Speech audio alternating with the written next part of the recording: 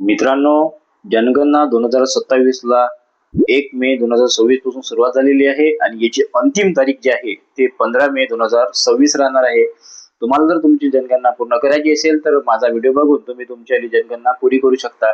यामध्ये विचारले जाणारे जे प्रश्न आहे ते तुम्हाला स्वतः सोडवावे लागतात आणि ही जनगणना पुरी करावी लागणार आहे. ही जी जनगणना आहे ही याच्या आधी 2011 मध्ये झाली होती आणि अवघ्या 15 वर्षानंतर पुन्हा ही जनगणना करण्यात येत आहे. मित्रांनो, बालाजी ऑनलाईन इन्फो या चॅनलवर तुमचे स्वागत आहे आणि मी आज तुम्हाला सांगणार आहे घर बसल्या तुमची आली जी जनगणना ती पूर्ण कशी करायची याची A to Z माहिती तुम्हाला मी या व्हिडिओमध्ये सांगणार आहे. चॅनलवर पहिल्यांदा आले असेल तर चॅनलला सबस्क्राईब करून ठेवा. असेच नवीन व्हिडिओ तुमच्याकडून आणणार आहे. चला तर मित्रांनो, व्हिडिओला सुरुवात करूया. सर्वप्रथम तुम्हाला गुगल क्रोमवर जाऊन तिथे SE.CENSUS असे सर्च करायचे. त्यानंतर तुमच्यासमोर एक डॅशबोर्ड ओपन होणार आहे. त्यामध्ये तुम्हाला तुमचे जे स्टेट आहे ते स्टेट तुम्हाला इथे निवडून घ्यायचे आहे. स्टेट निवडल्यानंतर खाली तुम्हाला एक कॅप्चा दिसत आहे, तो कॅप्चा तुम्हाला टाकून द्यायचा आहे आणि व्हेरीफाय प्रोसीड या ऑप्शनवर तुम्हाला क्लिक करून घ्यायचं आहे. त्यानंतर तुमच्यासमोर एक वेलकम मेसेज येणार आहे, तो वेलकम मेसेज वाचून घ्यायचा आहे, त्याला ओके करायचं आहे. ओके केल्यानंतर इथे तुम्हाला name of the head of household म्हणजे तुमच्या घरच्या जो मुख्य कार्यकर्ता आहे, ज्यांच्या नावानं घर आहे, त्यांचं नाव तुम्हाला इथे टाकून घ्यायचं आहे. इथं तुम्हाला दिसत आहे please enter the name of the head of the household, तर तुम्हाला इथे ओके करायचं आहे. त्यानंतर खाली इथं नाव टाकायचं आहे, जे घरचे मेन सदस्य आहे त्यांचं आधार कार्ड प्रमाणे जसं तसं नाव टाकून घ्यायचं आहे. त्यानंतर खाली तुम्हाला एक मोबाईल नंबर मागितलेला आहे, मोबाईल नंबर तुम्हाला टाकायचा आहे. मोबाईल नंबर टाकल्यानंतर खाली तुम्हाला ईमेल आय डी मागितलेला आहे. ईमेल आय डी हा कंपल्सरी नाही आहे. जिथे रेड स्टार दिसत आहे फक्त तेच आपल्याला इथे फिलअप करायचं आहे, त्याच्या व्यतिरिक्त काहीच नाही करायचं आहे. तुमच्याजवळ ईमेल आय डी असेल तर तुम्ही इथे ईमेल आय डी तुमच्यावाला टाकू शकता. ईमेल आय डी टाकल्यानंतर खाली तुम्हाला पुन्हा एक ऑप्शन दिसत आहे verify and proceed. Verify and proceed या ऑप्शन तुम्हाला क्लिक करून घ्यायचा आहे. त्यानंतर तुमच्या मोबाईलवर एक 6 अंकी OTP जाणार आहे, तो 6 अंकी OTP तुम्हाला टाकून द्यायचा आहे इथे. त्यानंतर पुन्हा खाली व्हेरीफाय OTP ऑप्शन क्लिक करायचं आहे. त्यानंतर तुम्हाला इथं तुमच्यावाली जे लँग्वेज आहे ते लँग्वेज निवडून घ्यायची आहे. लँग्वेज निवडल्यानंतर तुमच्यावाली जी पहिली प्रोसेस आहे ते तुम्हाला इथे लागून जाणार आहे. पहिल्या प्रोसेसमध्ये तुम्हाला तुमचा जो जिल्हा आहे तो जिल्हा निवडायचा आहे, पिनकोड टाकायचा आहे. पिनकोड टाकल्यानंतर तुमच्याला इथे खाली गाव जिथं तुम्हाला राहता ते गाव टाकायचं आहे. गाव टाकल्यानंतर तुम्हाला खाली शोधा हे ऑप्शन दिसत आहे, शोधा या ऑप्शनवर तुम्हाला क्लिक करून घ्यायचं आहे. शोधा या ऑप्शनवर क्लिक केल्यानंतर तुम्हाला तुमचा इथे मॅप सेट करायचा आहे. मॅप सेटमध्ये तुम्हाला तुमच्या आजूबाजूला जे काही लोकेशन येत असेल, म्हणजे एखादं मंदिर येत असेल किंवा तुमचे घरापाशी एखादी शाळा येत असेल तर त्या मेन लोकेशनवर जाऊन तुम्हाला हा जो रेड सिम्बॉल दिसत आहे तो व्यवस्थित तिथे घेऊन जायचा आहे आणि सेट करायचा आहे. त्यानंतर जतन करा आणि पुढेच्या ऑप्शनवर क्लिक करायचं आहे. हो या ऑप्शनवर क्लिक करायचं आहे. हो या ऑप्शनवर क्लिक केल्यानंतर तुमचे जे लोकेशन आहे ते सेट होऊन जाणार आहे. त्यानंतर तुम्हाला दुसरे स्टेप इथे तुमच्यासमोर येऊन जाणार आहे. इथे तुम्हाला गणना घराची जमीन यासाठी मुख्यत्वे वापरलेले साहित्य इथे तुम्हाला निवडून घ्यायचं आहे. त्यानंतर तुमचं मातीचं आहे, पक्का आहे, विटायचं आहे, जे काही असं सिमेंटचं ते मला निवडून घ्यायचं आहे.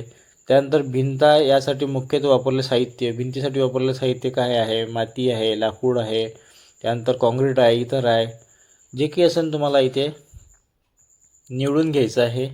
त्यानंतर इथे पुन्हा काही विचारलेलं आहे, गणना घराची छप्पर यासाठी मुख्यत्वे साहित्य वापरलेलं कोणते आहे म्हणून. तुम्ही काय वापरलं आहे, पक्क्या विटा वापरल्या आहे, दगड वापरलेले आहे, कॉन्क्रीट वापरलं आहे, इतर वापरलं आहे, जे काही तुम्ही वापरलं असेल घराला बांधकामासाठी ते तुम्हाला इथे निवडून घ्यायचं आहे. त्यानंतर पुन्हा तुम्हाला काही खाली माहिती विचारलेली आहे, तिथे तुम्हाला गणना घराची स्थिती म्हणजे तुमच्या घराची स्थिती कशी आहे, चांगली आहे, राहण्यास योग्य आहे, मोडीबाकडीच आहे, जे काही असेल जशी असेल तुम्हाला निवडून घ्यायची आहे. चांगली असेल चांगली निवडा. त्यानंतर जतन करा ऑप्शनवर क्लिक करायचं आहे आणि होय ऑप्शनवर क्लिक करायचं आहे. त्यानंतर तिसरं ऑप्शन तुमच्यासमोर येणार आहे, इथे या कुटुंबात सामान्यतः निवास करणाऱ्या व्यक्तीची एकूण संख्या म्हणजे तुमच्या घरात किती लोक राहतात ते तुम्हाला संख्या इथे निवडून घ्यायची आहे. त्यानंतर कुटुंब प्रमुखाचे नाव तुम्हाला इथे विचारले जसे तसे तुम्ही तिकडे टाकले तसे इथं येऊन जाणार आहे. त्यानंतर कुटुंब प्रमुखाची निवडलेली भाषा, आता तुम्हाला इथे तुमच्यावाली जी भाषा आहे मराठी भाषा ती तुम्हाला इथे टाईप करून घ्यायची आहे आणि टाईप केल्यानंतर तुम्हाला खाली इथे दिसून जाणार आहे, तिच्यावर तुम्हाला क्लिक करून घ्यायचं आहे. त्यानंतर कुटुंब प्रमुखाचे लिंग म्हणजे आपण जे नाव वरती टाकलं होतं कुटुंब प्रमुखाचं त्यांचं लिंग इथे निवडायचं आहे, स्त्री असेल पुरुष असेल जे काही आहे ते.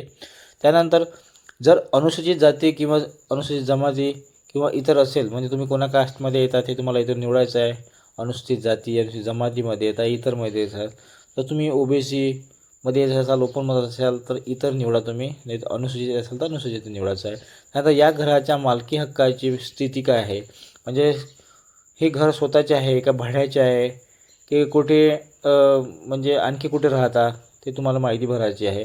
निवासयोग्य खोल्यांची संख्या टाकायची आहे, म्हणजे तुमच्या घरात किती खोल्या आहे, 1 आहे 2 आहे, जे काही असेल ते तुम्हाला इथं टाकून घ्यायचे आहे. त्यानंतर या कुटुंबात राहत असलेल्या विवाहित जोडप्यांची संख्या टाकायची आहे, विवाहित किती आहे ते टाकायचे आहे तुम्हाला. जतन करा ऑप्शन क्लिक करायचं आहे. त्यानंतर 34 स्टेपला येणार आहे. इथे विचारलं आहे कुटुंबात उपलब्ध असलेल्या सोयी. आता इथे सोयीमध्ये विचारलं आहे पिण्याच्या पाण्याचे मुख्य स्रोत काय तुमच्या घरी. तुमच्या घरी विहीर आहे, नळ आहे की झर आहे, हातपंप आहे किंवा नदीचे पाणी आहे किंवा टँक, तडे, सरोवर इतर कोणते असेल तुम्हाला इथे निवडून घ्यायचे आहे. त्यानंतर पिण्याच्या पाण्याचे उपलब्ध असलेले स्रोत. समजा आता ते स्रोत तुम्हाला निवडायचं आहे, परिसरातून पाणी येते, परिसराजवळून येते का दुरून पाणी येते बा तुमच्या इथे, ते तुम्हाला निवडून घ्यायचं. त्यानंतर प्रकाशाचा मुख्य स्रोत तुम्हाला विचारलेला आहे, ते सौर ऊर्जावर आहे का तुम्हाला इतर कोणता, म्हणजे याच्यातून तुम्हाला लाईनचा पुरवठा होतो. या प्रकाशाची सोयच नाही आहे, ते तुम्हाला इथे जर तुमचं जे काही कंडिशन आहे त्याच्यानुसार निवडून घ्यायचे आहे. त्यानंतर शौचालयाविषयी तुम्हाला इथं माहिती विचारलेली आहे. शौचालयाविषयी तुम्हाला माहिती इथे भरून घ्यायची आहे पूर्ण. इथे विचारलं आहे तुम्हाला एकल शौचालय आहे का, द्विखड्डा शौचालय आहे का, त्यानंतर फ्लोअर फ्लॅश शौचालय जोडणी आहे का, हे तुम्हाला इथे व्यवस्थित निवडून घ्यायचे आहे. त्यानंतर खाली तुम्हाला एकल खड्डा शौचालयामध्ये तुम्हाला इथे काही विचारलेलं आहे, लादीसह व्हेंटेड आहे, सुधारित खड्डा, लादीसह उघडा खड्डा आहे का, ते तुम्हाला इथे माहिती विचारलेली आहे. त्यानंतर सेवा शौचालय विचारलेलं आहे. सेवा शौचालयामध्ये तुम्ही मानवाद्वारे मल वाहून नेता का की प्राण्यांद्वारे मल वाहून नेता. सेवा शौचालय म्हटलं तुम्ही उपसा करता, संडासात होतं. त्यानंतर उघड्या गटारात मलनीसारण विचारलेलं आहे तुम्हाला. तर उघड्या सारणात मलनीसारण करत असाल तर ते तुम्हाला टिक करायचं आहे. त्यांना सांडपाणी सोडण्यासाठी जोडलेली व्यवस्था काय आहे, बंद गटार आहे, उघडे गटार आहे का, गटार नसल्यास गटार नसल्यावर क्लिक करायचं आहे. त्यानंतर परिसरामध्ये स्नानगृहाची उपलब्ध आहे का बा तुमच्यावाल्या, असेल तर होय करा, नसेल तर नाही करा. त्यानंतर तुम्हाला स्वयंपाकघराची उपलब्ध आणि LPG PNG जोडणी आहे का तुमच्या घरामध्ये, असेल तर येस करा, नसेल तर नाही करा. जोडणी असेल तर LPG PNG जोडणी आहे या ऑप्शनवर क्लिक करा, नसेल तर LPG PNG जोडणी नाही या ऑप्शनवर तुम्हाला टिक करायचं आहे. त्यानंतर घरामध्ये तुमच्याला स्वयंपाकघरात LPG PNG जोडणी आहे की नाही आहे ते तुम्हाला डबल पुन्हा याच्यामध्ये ऑप्शन आलेला आहे, त्याच्यावर पण तुम्हाला असेल तर होय करायचं आहे, नसेल तर नाही करायचं आहे. त्यानंतर खाली पुन्हा घराबाहेर खुल्या जागेत स्वयंपाक करत असल्यास तिथे तुम्हाला टिक करायचं आहे. म्हणजे तिथे पण तुम्हाला घराच्या बाहेर जर तुम्ही स्वयंपाक करत असाल आणि LPG PNG जोडणी असेल तर तुम्हाला तिथं यस ना होय नाही करायचं आहे. आहे असेल तर आहे करायचं, नसेल तर नाही करायचं. त्यानंतर स्वयंपाकासाठी वापरण्यात येणारे मुख्य इंधन काय आहे, जर LPG व्यतिरिक्त तर तुम्ही ते निवडू शकता. त्यानंतर जतन करा आणि पुढेचा ऑप्शन क्लिक करून होय ऑप्शन क्लिक करायचं आहे. त्यानंतर इथं पुन्हा 5वा पॉईंट येते तुमच्यासमोर. इथे तुम्हाला विचारलेलं आहे रेडिओ ट्रान्झिस्टर. रेडिओ असेल तुमच्या घरी होय करायचं, होय करत असाल तुम्हाला त्याला ऑप्शन निवडावं लागेल, नसेल तर नाही करा. त्यानंतर दूरचित्रवाणी आहे काय, असेल तर होय करा, होय असेल तर त्यातला तुम्हाला ऑप्शन निवडावं लागेल, नसेल तर नाही करा.